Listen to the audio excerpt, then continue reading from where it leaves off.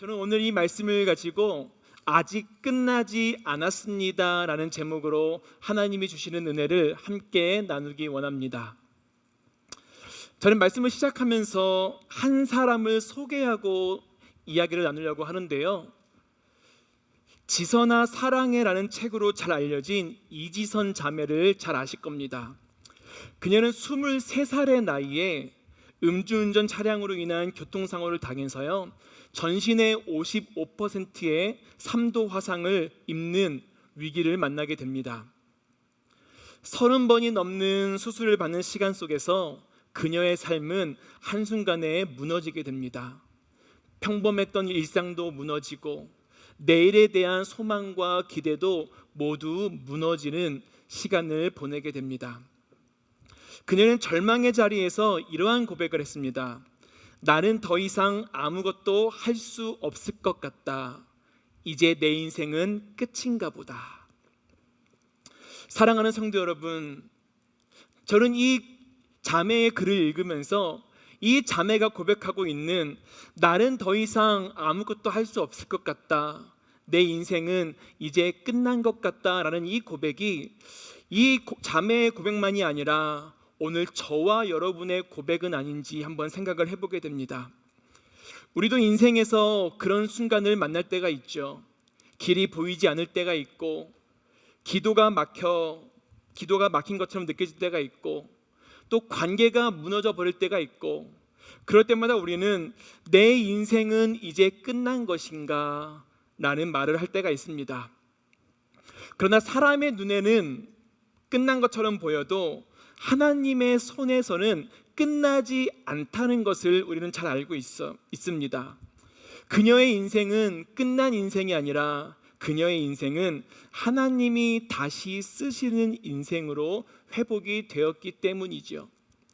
그녀는 사회복지학을 전공해서 한국의 모교에서 학생들을 가르치면서 또 어려운 사람들, 소외된 사람들을 도우면서 내가 누렸던 하나님의 은혜를 흘려보내는 복음의 통로로 지금 그의 인생을 살아가고 있습니다. 우리가 그녀의 삶을 통해서 붙들 수 있는 진리가 한 가지 있는데요, 그것은 무엇이냐면 하나님은 끝난 것 같은 우리의 인생을 버리시는 분이 아니라 하나님은 다시 살리시고 다시 회복하시고 다시 쓰시는 분이 바로 하나님이라는 사실입니다. 그녀는 인생의 가장 고통스러운 순간에 이러한 고백을 하게 됩니다. 나는 몸이 망가졌지만 내 인생이 끝나지 않았다고 생각하게 한 것은 바로 하나님의 힘이었습니다라는 고백을 합니다. 사랑하는 성도 여러분, 이 이지선 자매에게 임했던 하나님의 힘, 세상은 끝났다고, 너의 인생이 다시 일어서는 것은 불가능하다고 말할 때 끝나지 않았다고 다시 일어서게 했던 그 하나님의 힘은 이 자매의 인생뿐만 아니라 오늘도 하나님의 은혜를 구하며 살아가는 저와 여러분의 인생 가운데도 그 하나님의 힘이 함께 하심을 믿습니다. 우리가 오늘도 내 힘으로 살아가는 것 같고, 내 능력으로 살아가는 것 같고, 내 경험으로 살아가는 것 같지만 우리가 돌아보면 오늘도 내가 하나님의 자녀로 살아가고 복음으로 살아갈 수 있는 것은 바로 그 하나님의 힘이 저와 여러분의 인생을 오늘도 변함없이 이끌고 계시기 때문임을 우리는 고백할 수 있는 것입니다. 사랑하는 성도 여러분, 우리가 믿음을 붙들고 살아가지만 현실은 여전히 쉽지가 않지요. 때로는 이해할 수 없는 일들이 우리의 인생을 한순간에 흔들어 버릴 때가 있습니다. 그럴 때마다 우리는 하나님 왜 나입니까? 하나님 왜 저의 인생에 이러한 일을 허락하십니까? 하며 하나님께 울부짖을 때가 있습니다.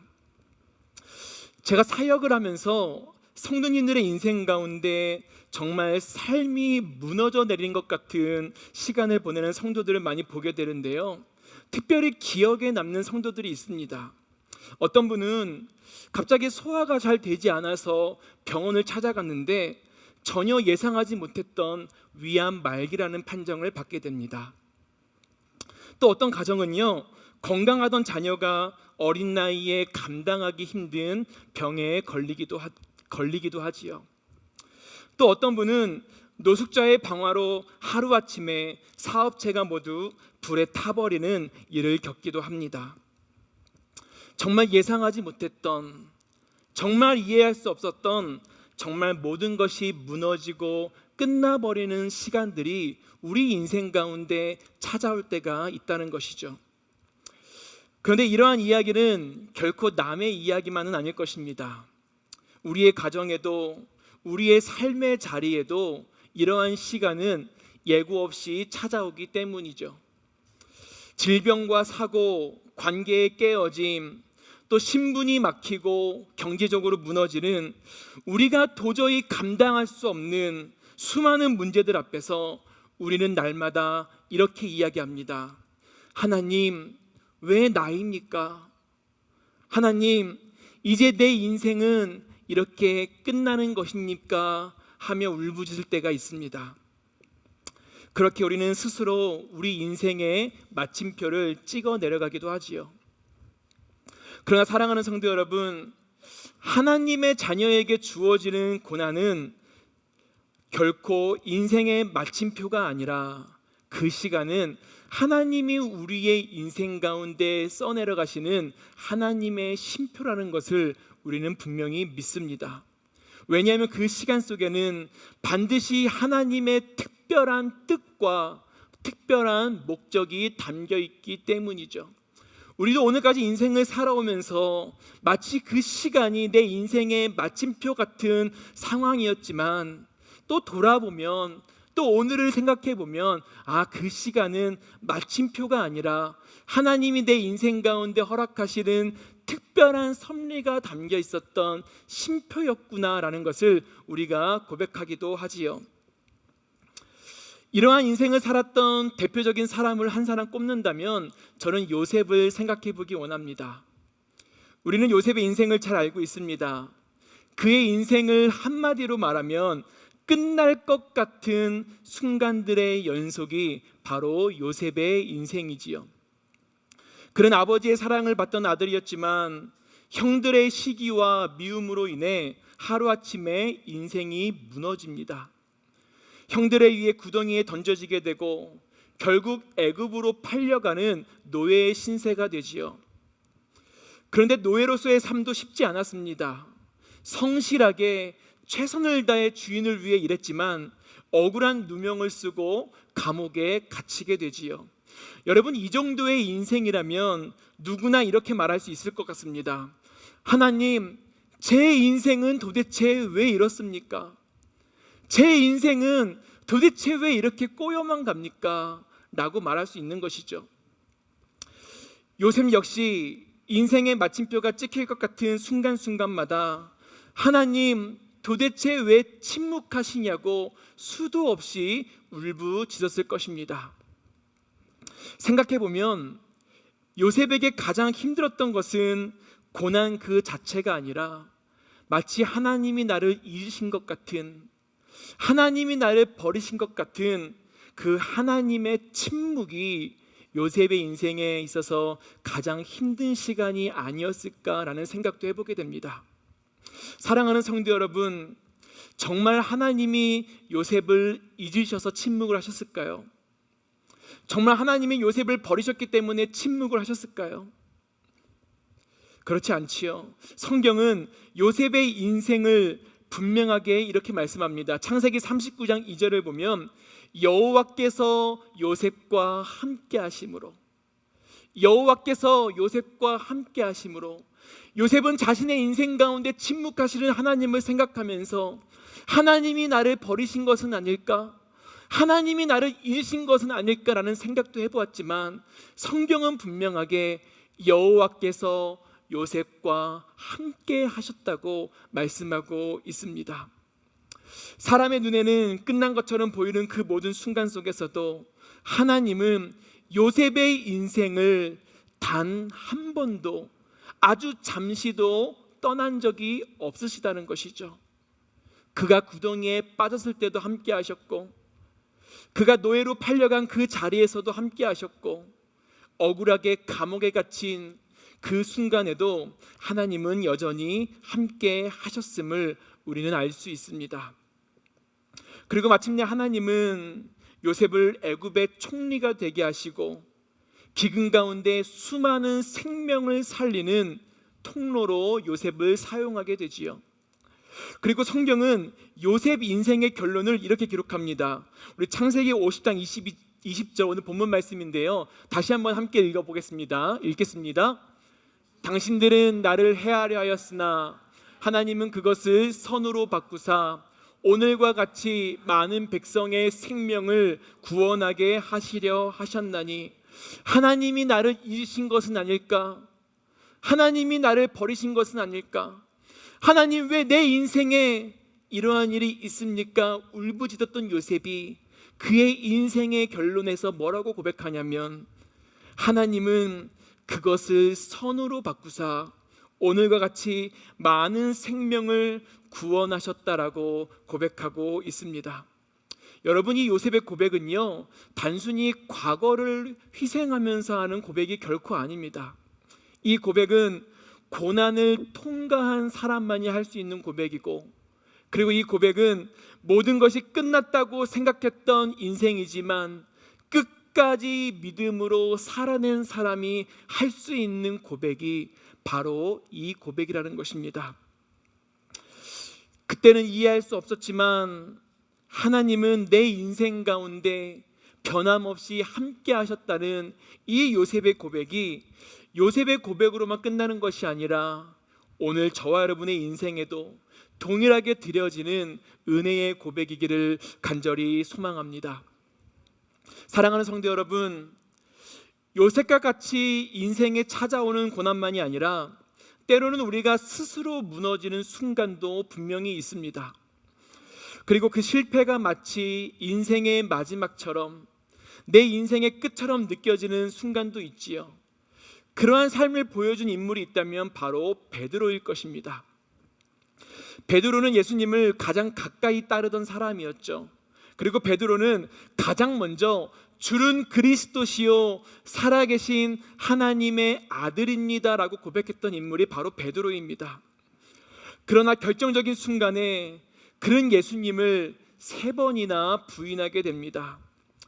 아마 베드로는 그가 3번을 부인하였을 그 순간에 이제 내 인생은 끝났구나, 내 인생은 이렇게 무너지는구나 라고 생각했을 수도 있습니다. 여러분, 이것이 바로 인간의 모습이죠. 가장 뜨거웠던 사람이 가장 깊이 무너질 때 우리는 스스로 내 인생의 마침표를 찍으려 하기도 합니다. 그러나 사랑하는 성도 여러분, 요셉의 인생처럼 베드로의 인생도 이렇게 마침표를 찍지는 않습니다. 부활하신 예수님께서 다시 그를 찾아오셔서 베드로에게 물으시죠. 내가 나를 사랑하느냐? 내가 나를 사랑하느냐? 내가 나를 사랑하느냐? 그리고 예수님은 말씀하십니다. 내 양을 먹이라. 이것은 베드로의 인생에 있어서 정말 놀라운 은혜이고 회복입니다. 주님은 베드로의 실패를 인생의 마침표로, 인생의 결론으로 두지 않으시고 오히려 그 실패를 통하여 그를 다시 살리시고 그를 다시 회복시키시고 다시 사명의 자리에 그를 세우시게 되지요. 그래서 베드로의 인생은 무너진 인생이 아니라 복음을 전하는 통로로 다시 하나님의 이야기를 써가는 인생이 되고 됩니다. 우리는 이 베드로의 인생을 통해 분명히 알 수 있는 것은 실패는 끝이 아니라 실패는 다시 하나님이 다시 시작하는 자리라는 것을 우리는 볼 수 있습니다. 사랑하는 성도 여러분, 우리가 인생 가운데 깊은 구덩이를 경험할 때가 분명히 있습니다. 또한 앞이 보이지 않는 감옥과 같은 시간을 살아갈 때고 있죠. 또 오랜 시간 기도해도 아무것도 변하지 않는 현실 앞에서 우리는 무너질 때도 있습니다. 그리고 하나님께 하나님, 내 인생은 왜 이러냐고, 하나님 언제까지 침묵하실 거냐고 우리가 울부짖을 때가 있습니다. 그런데 여러분, 성경을 보면요, 이 질문은 우리만의 질문이 아닙니다. 하박국 선지자도요, 하나님께 이렇게 호소합니다. 하박국 1장 2절에 보면 여호와여 내가 부르짖어도 주께서 듣지 아니하신다라고 고백하고 있고, 또 다윗도 눈물 가운데 시편 13편 1절에서는 여호와여 어느 때까지니까 나를 영원히 잊으시나이까 라고 호소하고 있죠. 우리는 하나님께 묻습니다. 하나님 왜 침묵하시냐고, 하나님 왜 지금 응답하지 않으시냐고 우리는 묻지요. 그런데 성경은요, 우리에게 중요한 한 가지 사실을 보여주고 있는데, 하나님의 침묵은 일하지 않는 침묵이 아니라 하나님은 그 가운데서도 일하고 계심을 성경은 말씀하고 있습니다.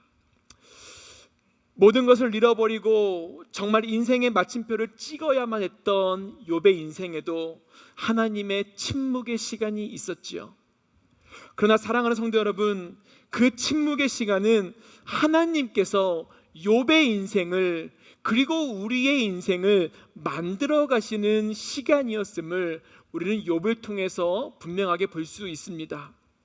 그리고 욥은 그 침묵이 나를 향한 하나님의 사랑이고, 나를 향한 하나님의 눈물이고, 나를 향한 하나님의 기다림의 시간이었다는 것을 그가 깨닫게 되었을 때 그는 마침내 이렇게 고백하지요.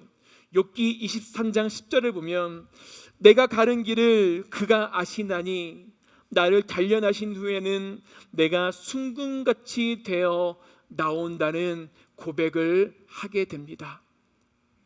내 인생 가운데, 그 침묵의 시간 가운데 마침표를 찍어야 할 것 같은 그 시간이었지만 하나님의 일하심은 변함없이 나를 순금같이 만들어가는 은혜가 있다는 것을 깨닫게 된 것이죠.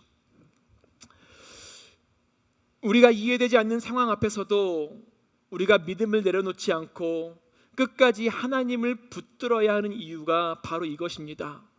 그 이유는 아직 끝나지 않았기 때문입니다. 모든 것을 선으로 바꾸셨다는 이 고백은요, 요셉 한 사람만의 이야기가 아니라 오늘 하나님을 믿는 저와 여러분의 인생의 결론이 되어야 하는 것이죠. 우리의 인생도 반드시 모든 것을 선으로 바꾸셨다는 이 고백이 있게 될 줄 믿습니다. 그때는 몰랐지만, 그때는 이해할 수 없었지만 하나님이 모든 것을 선으로 바꾸셨다는 고백, 하나님은 단 한순간도 나를 버리지 않으셨다는 고백, 내 인생은 하나님이 다 하셨다는 고백이 바로 저와 여러분의 고백이 되어야 하는 거죠. 저는 말씀을 준비하면서 이런 질문을 한번 해봤습니다. 하나님께서는 우리의 인생의 마침표를 어떻게 찍기를 원하실까? 우리는 인생의 마지막을 여러 모습으로 생각하지요. 세상적인 성공으로 인생의 마침표를 찍고 싶은 사람도 있을 것이고, 또 평안 가운데 끝나기를 바라기도 하고, 또 때로는 고난이 끝나는 것으로 인생의 마침표를 찍고 싶어하는 사람도 있을 것입니다. 그러나 사랑하는 성도 여러분, 과연 하나님께서 보시는 인생의 결론은 무엇일까요? 저는 이 질문을 묵상하다가 저는 그 답을 성경에서 에녹을 통해서 한번 생각을 해봤습니다. 성경은 에녹의 인생을 아주 짧게 기록하는데요, 창세기 5장 24절 이렇게 고백합니다.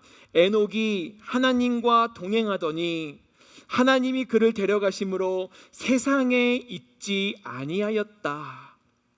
에녹의 인생에는요, 우리가 기대하는 긴 설명도 없고, 또 눈에 띄는 업적도 없고, 또 화려한 결말도 기록되어 있지 않습니다.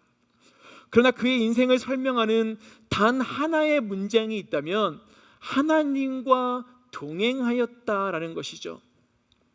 그의 인생은 하나님과 동행함으로 시작하였고, 그의 인생은 하나님과 동행함으로 살아갔으며, 그의 인생은 하나님과 동행함으로 마침표를 찍은 인생, 하나님과 동행하였다, 이 짧은 문장이 그의 인생이 어떤 인생이었는지를 그의 마지막이 어떤 마지막이었는지를 분명히 보여주고 있는 것이죠. 하나님이 기뻐하시는 우리 인생의 결론은요, 무엇을 얼마나 이루었는가, 내가 내 인생 가운데 얼마나 높이 올라갔는가가 아니라 고난 속에서도, 침묵 속에서도, 이해할 수 없는 상황 속에서도 내가 끝까지 하나님과 동행하는 삶을 살았는가. 우리가 찬송으로 고백했던 것처럼 내가 끝까지 주 예수와 동행하는 하늘나라의 삶을 살아갔는가.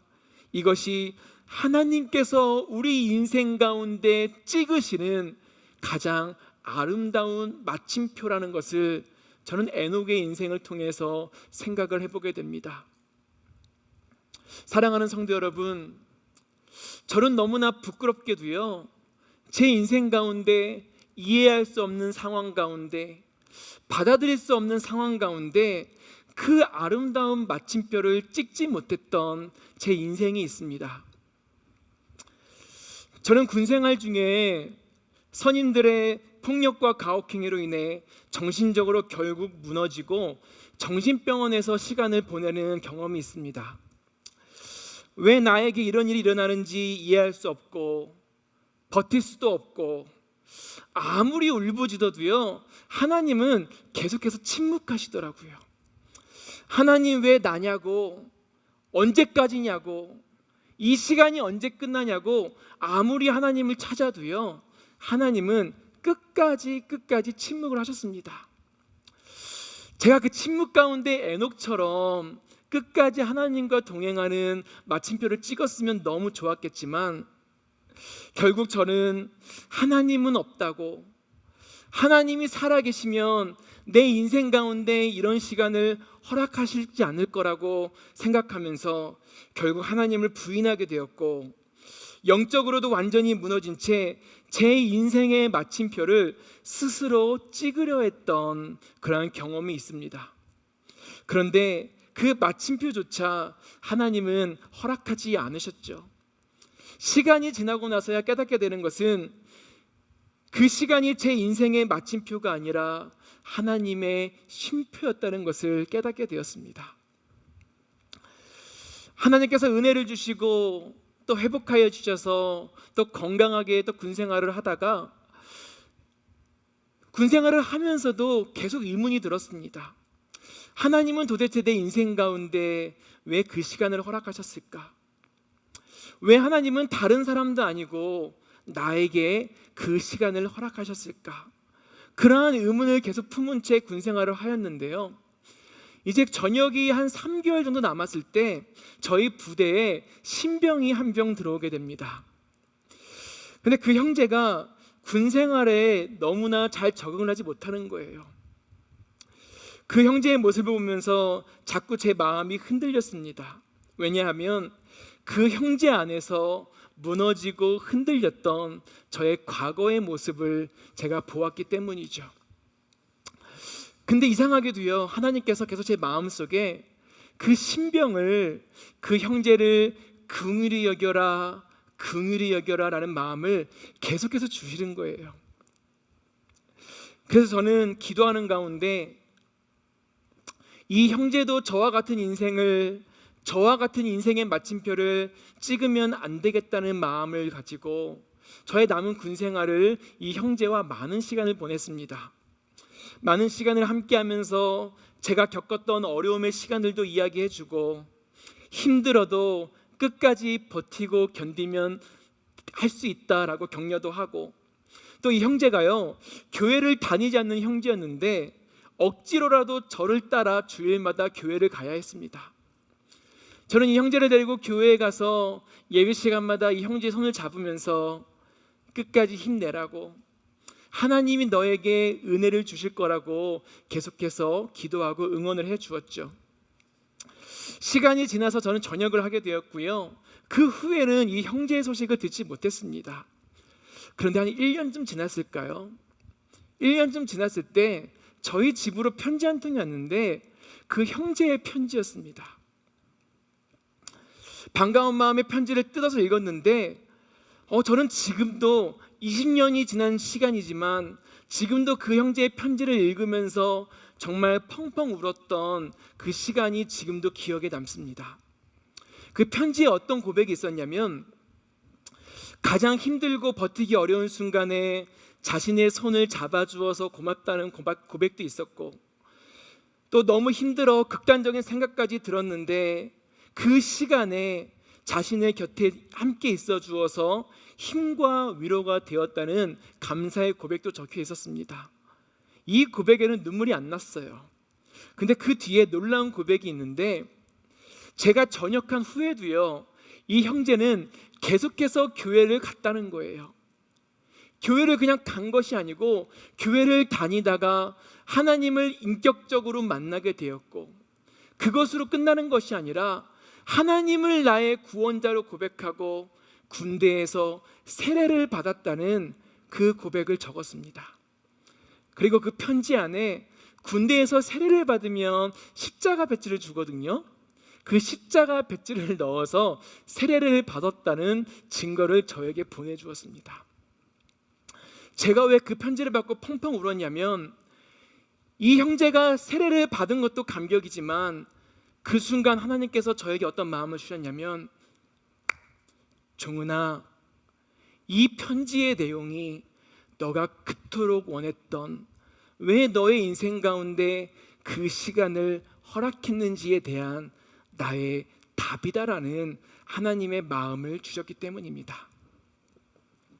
그 순간 제가 깨닫게 된 것은요, 하나님께서 나에게 그 시간을 허락하신 이유가 있구나. 하나님께서 나를 정신병원에서 보내야 했던 그 이유가 있었구나라는 것을 깨닫게 되면서, 저는 그때 요셉의 고백, 창세기 45장 8절에 보면 이런 말씀이 있습니다. 그런즉 나를 이리로 보낸 이는 당신들이 아니요 하나님이시라는 그 요셉의 고백이 순간 저의 마음에 확 들어오게 되면서 정말로 주체할 수 없는 그 하나님의 은혜에 대한 눈물을 흘리게 되었지요. 제가 이해할 수 없었던 고통의 시간, 제가 끝이라고 생각했던 그 눈물의 시간조차도 하나님은 이 한 영혼을 살리시기 위해, 이 잃어버린 한 영혼을 구원하시기 위해 하나님에 있어서는 저의 인생이 필요했기 때문인 것이죠. 나를 이리로 보낸 분이 하나님이라는 것을 깨닫게 되었을 때요, 저는 제 안에 정말 놀라운 회복을 경험하게 되었습니다. 저는 사실 나에게 아픔을 주고 나에게 어려움을 주고 나를 힘들게 했던 사람들을 용서할 수 없다고 생각했습니다. 그러나 하나님께서 제 안의 모든 미움과 분노와 상처를 고쳐주시면서 제가 그 사람들을 용서할 수 없는 것을 아시기 때문에 용서가 아니라 아예 잊어버리게 하는 은혜를 허락하셨습니다. 그 시간을 허락하신 이유를 알지 못했을 때는 그 시간이 다시는 기억하고 싶지 않은 제 인생에 너무나 부끄러운 시간이었는데, 왜 내 인생에 그 시간을 허락하셨을까 깨닫게 되면서 이제 그 시간은 제 인생의 부끄러운 과거가 아니라 이제는 하나님의 일하심을, 하나님의 살아계심을 증거하는 복음의 도구가 되었다는 것에 저는 너무나 감사할 뿐입니다.